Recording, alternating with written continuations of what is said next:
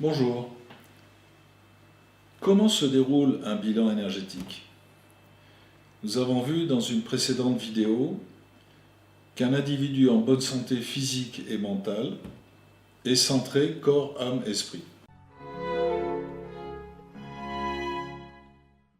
Un bilan énergétique, ça commence par l'observation des chakras, c'est-à-dire des interfaces énergétiques entre le corps et son environnement. Donc on va tester d'abord à l'antenne de l'échelle, on va tester le chakra de la couronne, le chakra frontal, le chakra laryngé, le chakra cardiaque, le chakra solaire, le chakra sacré et le chakra coccygène. Et on va noter les points de blocage.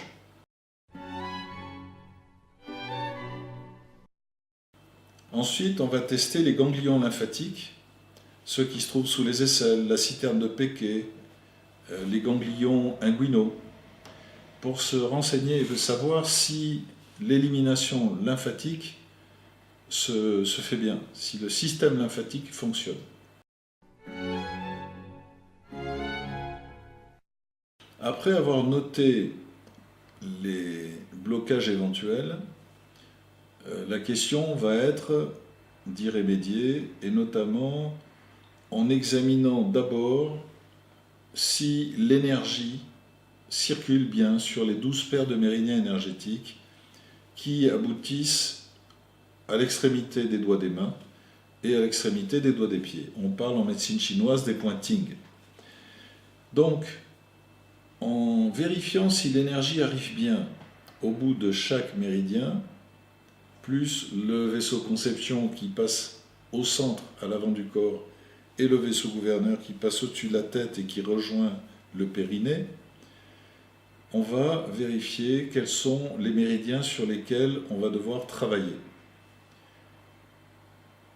Une fois qu'on a repéré les méridiens qui sont en dysfonctionnement, on va rechercher, toujours à l'antenne de l'échelle, sur chaque méridien, quels sont les points qui sont en vide d'énergie ou en blocage d'énergie.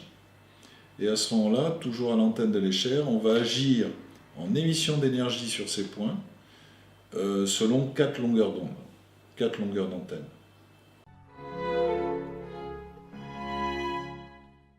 Une fois que le travail est fait, on se rend compte que les chakras sont ouverts, que les ganglions lymphatiques se dilatent et que les biochamps, c'est-à-dire les bulles d'énergie pleines dans lesquelles baigne le corps physique, sont recentrés, qu'il s'agisse du biochamp électrique, du biochamp magnétique et du biochamp thermique. Donc, on peut dire que l'individu est en homéostasie, au moins provisoirement. Il fonctionne bien sur un plan physico-énergétique.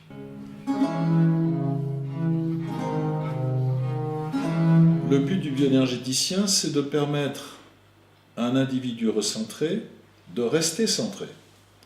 Et pour ça, il faut lui fournir les ingrédients qui vont venir combler ses carences et qui vont permettre, par exemple, à son système endocrinien de fabriquer toutes les hormones nécessaires au maintien des différents métabolismes, anabolismes, catabolismes.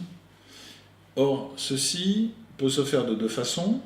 Pour la médecine médicinale, ça peut se faire à travers des analyses biologiques, par exemple des analyses fouillées au niveau sanguin, il en existe, mais ça peut se faire aussi par biorésonance, c'est-à-dire en reliant l'antenne à la personne par un fil conducteur qui se branche ici et qui se termine par une masselotte que la personne tient, et on va passer en revue un certain nombre d'échantillons naturels.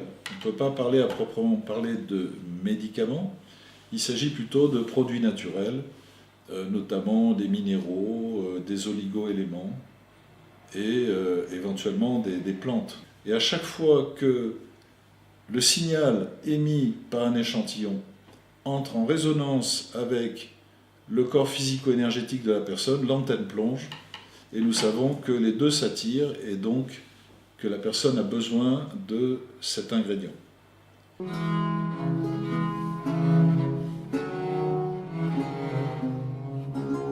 Nous laissons évidemment le soin du diagnostic des symptômes et de l'usage des médicaments chimiques aux médecins diplômés qui sont les seuls agréés pour faire une prescription.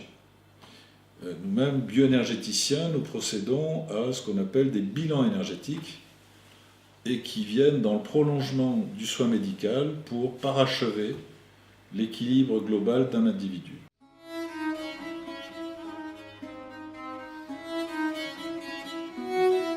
Alors certains bioénergéticiens vont plus loin et ils sont capables d'apprécier le positionnement du périsprit, c'est-à-dire l'enveloppe spirituelle qui est le véhicule de l'esprit, de la conscience individuelle. Donc ils seront capables d'apprécier le positionnement du périsprit qui a la forme du corps par rapport au corps matière lui-même. Et dans le cas où il y a décentrage, nous avons mis au point des techniques qui permettent de dégager le corps physico-énergétique de façon à faire place pour permettre ensuite, par d'autres techniques, le recentrage du périsprit sur le corps matière. Le but final, c'est d'arriver à ce que le corps, l'âme et l'esprit soient parfaitement centrés.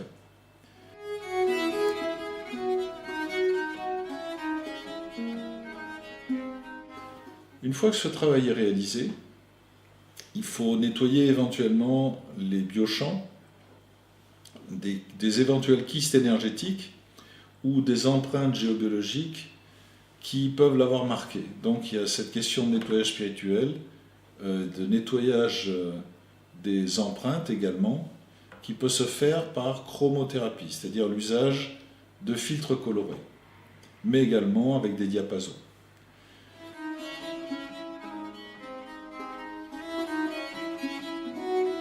Le recentrage d'une part, plus la détection des carences qui aboutit à des conseils de consommation de produits purement naturels, à travers l'alimentation, les oligo-éléments, les minéraux, les plantes.